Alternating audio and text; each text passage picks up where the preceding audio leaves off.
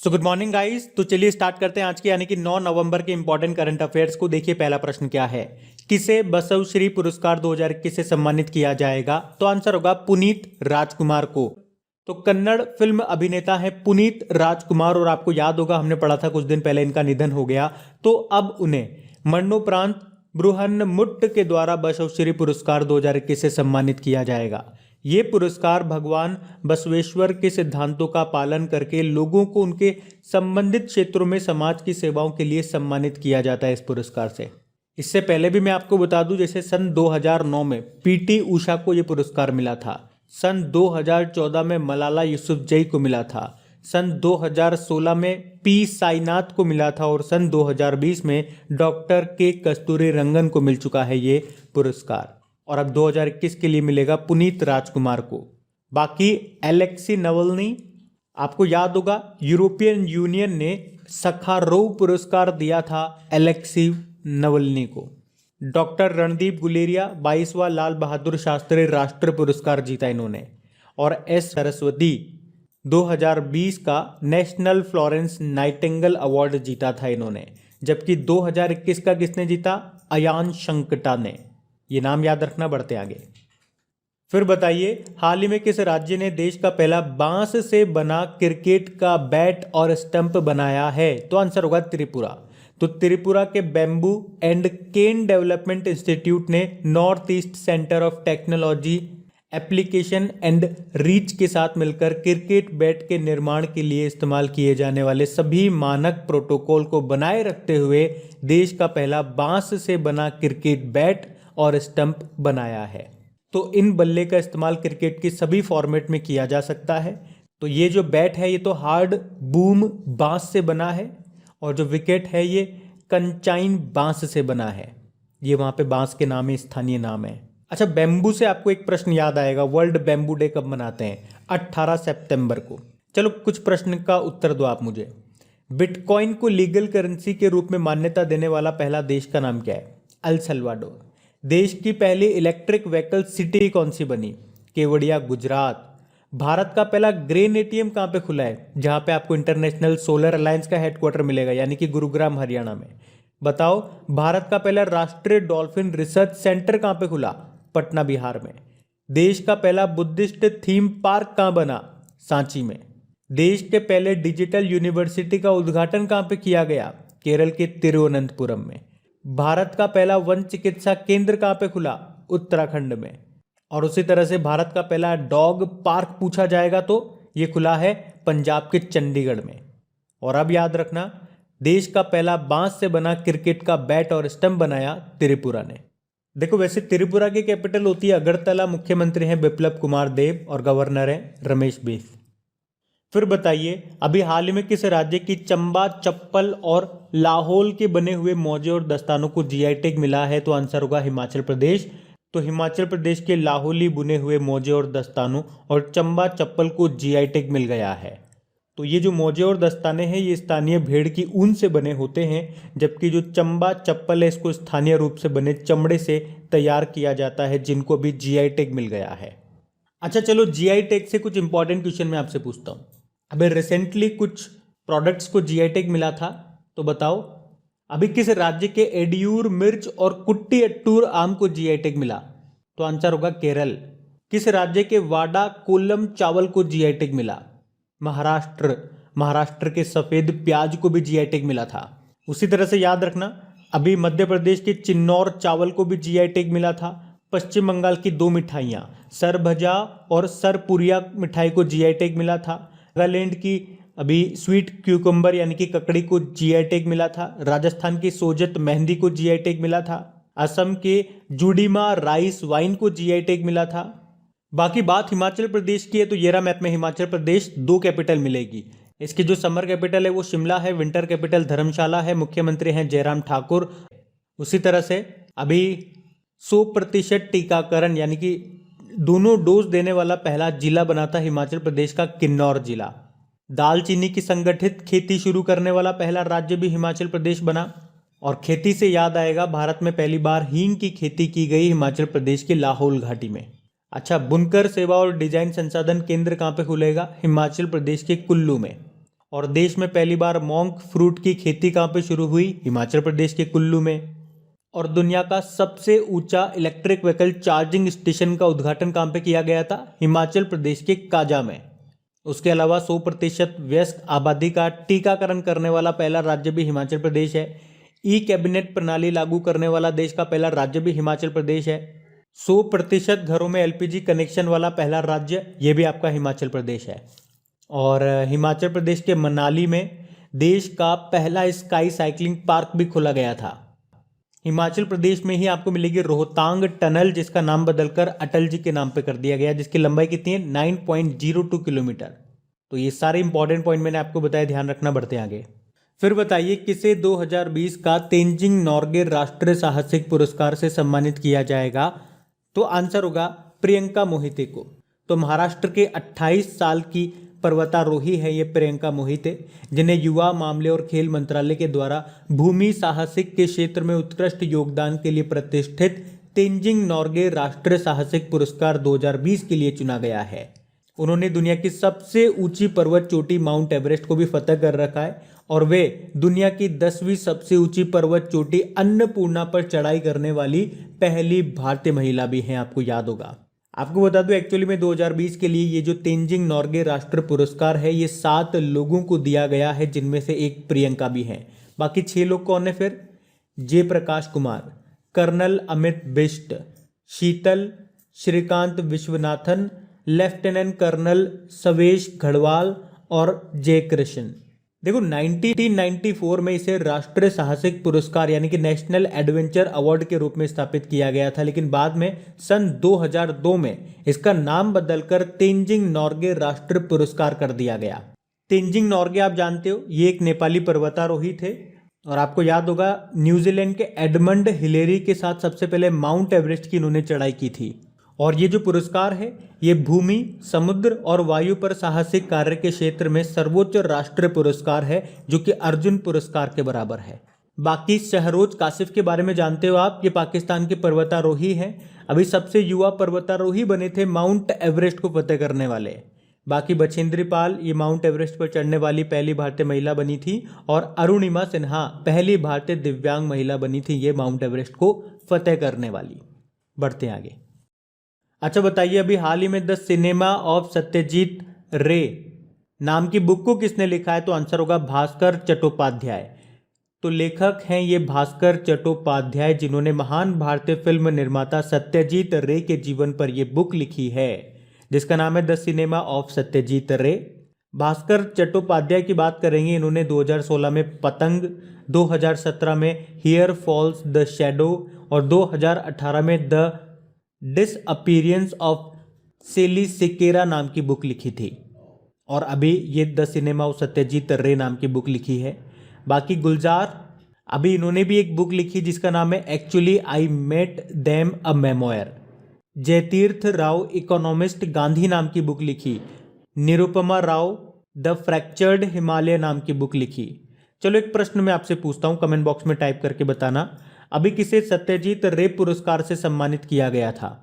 Telugu film निर्माता है वो, नाम बताइए उनका। बढ़ते आगे।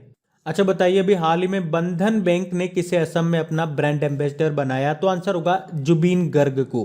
तो अभी बंधन बैंक ने असम में लोकप्रिय असमिया और बॉलीवुड गायक जुबीन गर्ग को बैंक का ब्रांड एम्बेसडर बनाया है।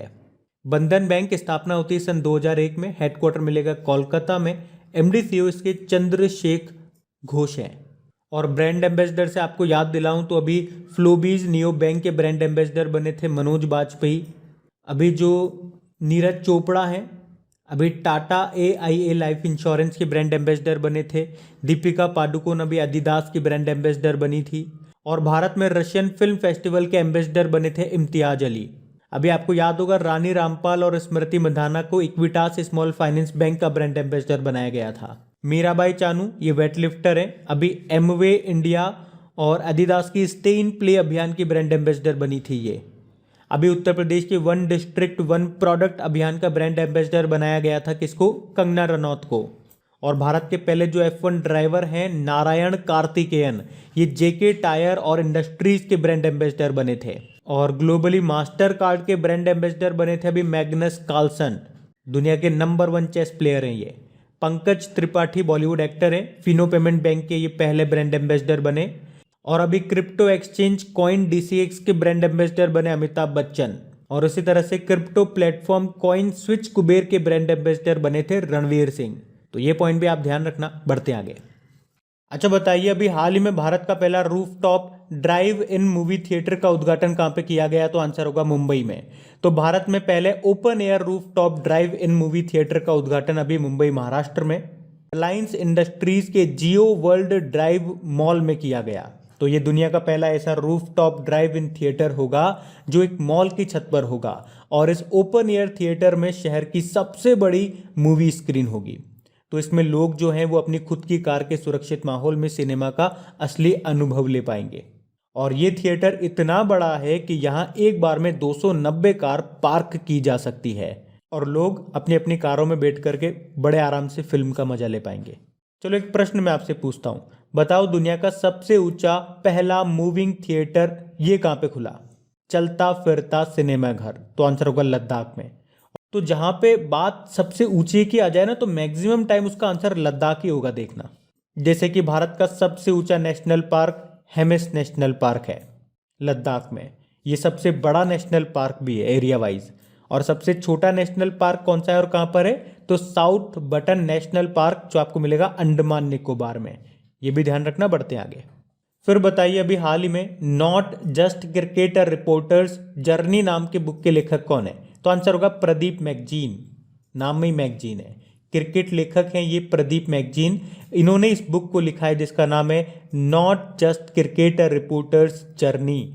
इसमें उन्होंने भारतीय क्रिकेट के जीवन के अनुभव, सामाजिक राजनीतिक उतार चढ़ाव के बारे में बात की है। बाकी अमिताभ घोष जंगल नामा नाम से ऑडियो बुक रिलीज की थी उन्होंने। चेतन भगत 400 डेज नाम से बुक लिखी। और Jhumpa Lahiri translating my self and others नाम से बुक लिखी इन्होंने। बढ़ते आगे। बताइए, अभी हाल ही में कौन सी कंपनी जगुआर की फॉर्मूला ई टाइटल पार्टनर बन गई है? तो आंसर होगा TCS। तो TCS 2021-22 में जो फॉर्मूला ई वर्ल्ड चैंपियनशिप होगी उससे पहले टाइटल पार्टनर के रूप में British racing team Jaguar racing में शामिल हो गई है। तो अब इस टीम को जगुआर TCS रेसिंग के नाम से भी जाना जाएगा। वैसे आपको बता दूं, लास्ट टाइम यानी कि 2021 में जो फॉर्मूला ई वर्ल्ड चैंपियनशिप हुई थी इसमें जगुआर दूसरे स्थान पर रहा था। अच्छा, TVS की बात करेंगे तो आपको याद होगा अभी TVS मोटर कंपनी को इंडिया ग्रीन एनर्जी अवार्ड 2020 मिला था। माइक्रोसॉफ्ट के CEO कौन है बताओ? सत्या नडेला। अभी इनको भी एक अवार्ड मिला था 2021 का CKP अवार्ड। अच्छा, वैसे TCS की बात कर लें तो स्थापना 1968 में होती है, मुंबई में हेडक्वार्टर है और इसके CEO कौन है? राजेश गोपीनाथन है। बढ़ते आगे। फिर बताइए, अभी हाल ही में किसने पेंशन भोगियों के लिए वीडियो लाइव सर्टिफिकेट सुविधा शुरू की? तो आंसर होगा SBI। तो अभी SBI ने पेंशन भोगियों के लिए वीडियो जीवन प्रमाण पत्र सेवा शुरू की है। तो इसमें क्या होगा, जो पेंशनर्स हैं वो घर से ही वीडियो के माध्यम से अपना जीवन प्रमाण पत्र जमा कर सकेंगे। और लगातार पेंशन पाने के लिए हर साल उन्हें 30 नवंबर से पहले अपना जीवन प्रमाण पत्र जमा कराना होगा। SBI इसका हेडक्वार्टर मिलेगा आपको मुंबई में। और इसके अध्यक्ष कौन है? देखो, SBI की बात करते हैं तो इसकी स्थापना होती है 1 जुलाई 1955 में। देखो, उसका हेडक्वार्टर आपको मुंबई में मिल जाएगा और उसके वर्तमान में चेयरमैन है दिनेश कुमार खारा।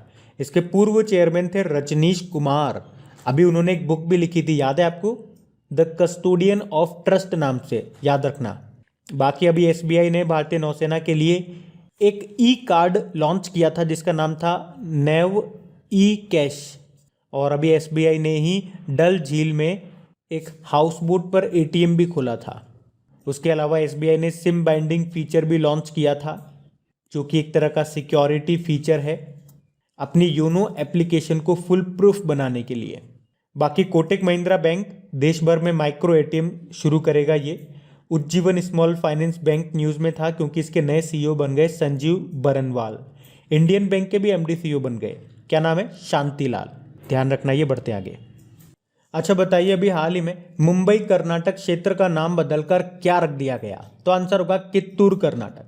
तो अभी मुंबई कर्नाटक क्षेत्र का नाम बदलकर कित्तूर कर्नाटक कर दिया गया है।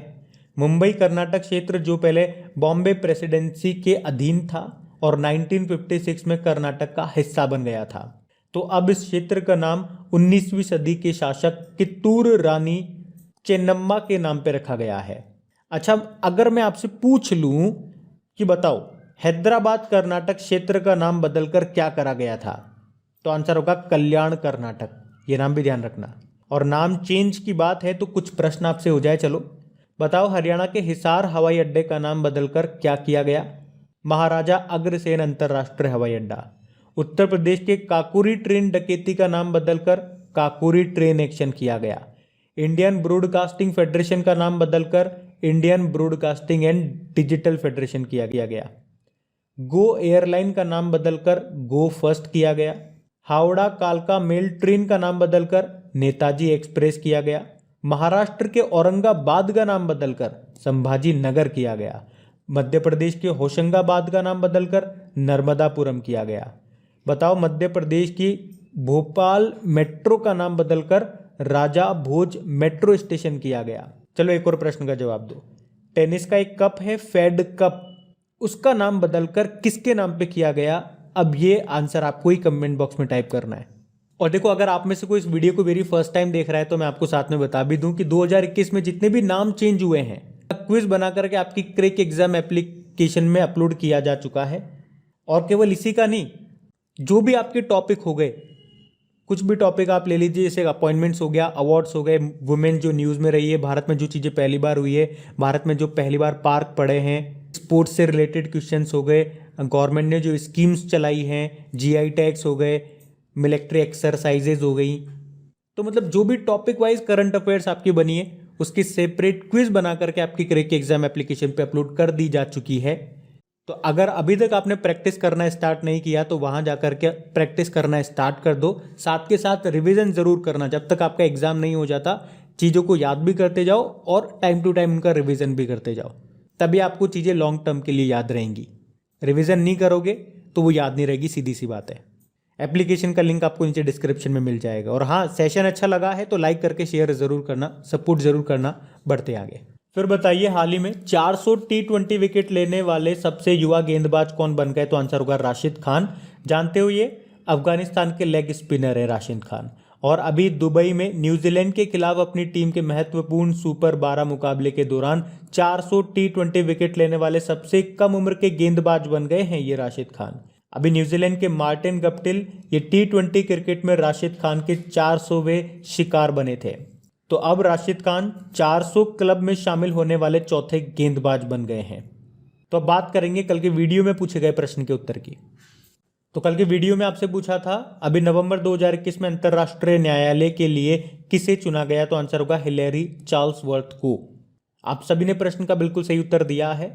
और एक बार फिर से याद दिला दूं गाइज, अगर सेशन अच्छा लगा है, हेल्पफुल लगा तो प्लीज़ इसे सपोर्ट जरूर करो, क्योंकि मुझे आप लोगों का सपोर्ट नहीं मिल पा रहा है। तो प्लीज़ इसे लाइक करके अपने दोस्तों के साथ में, जो भी आपका स्टडी ग्रुप हो गया वहाँ पे एक बार लिंक को ज़रूर शेयर कर दिया कीजिए। और इन सभी क्वेश्चंस की क्विज आपको मिल जाएगी अभी, और इसका PDF भी वहीं से फ्री में आप डाउनलोड कर सकते हैं। Thank you guys.